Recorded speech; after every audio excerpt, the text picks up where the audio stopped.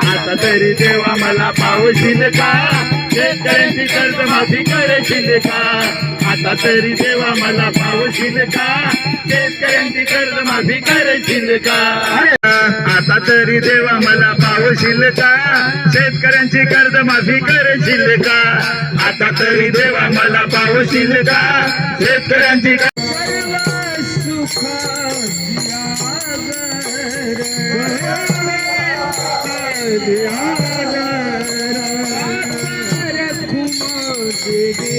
पंचनामे इतके नुकसान मोठं झाले की प्रत्येक ठिकाणी जाऊन पंचनामे करणं, कारण की यंत्रणा पण शेवटी माणसांची आपली यंत्रणा सगळीकडे पोहोचू शकत नाही. आणि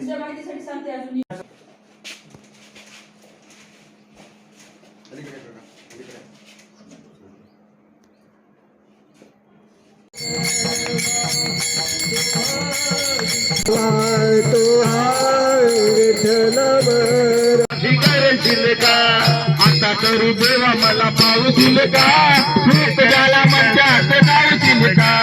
आता जून जुलै ऑगस्ट या 3 महिन्यामध्ये परभणी जिल्ह्यामध्ये मोठ्या प्रमाणावर पाऊस झाला. संपूर्ण खरीपाचं पीक पाण्याखाली गेलंय, परंतु सरकार अजूनही कुंभकर्णाच्या झोपेत आहे.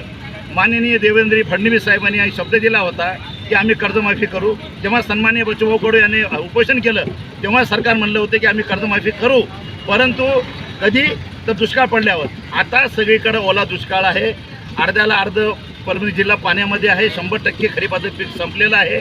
अशा परिस्थितीमध्ये सरकार काय आंधळ बसलं आहे का?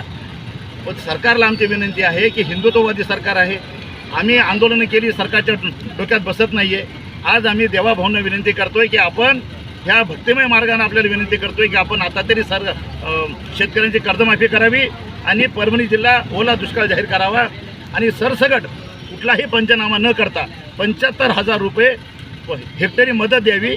सरसकट आम्ही का म्हणतो, कारण की झालेल्या पावसाची नोंद 3 महिन्यामध्ये 700 ml पाऊस परभणीमध्ये पडला आहे आणि एवढा पाऊस पडल्यानंतर ते अतिवृष्टी आणि ढगफुटीमध्ये ग्राह्य धरला जातो.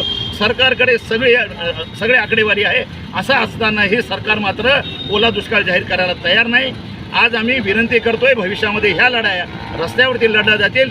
देवाला विनंती करतोय, म्हणजे आदरणीय देवाभाऊ जे परभणी जे महाराष्ट्राचं नशीबसुद्धा घडवतात आणि शेतकऱ्यांचं वाटोळं पण करतात, या देवाभाऊला आज आम्ही भक्तिमय मार्गाने विनंती करतो.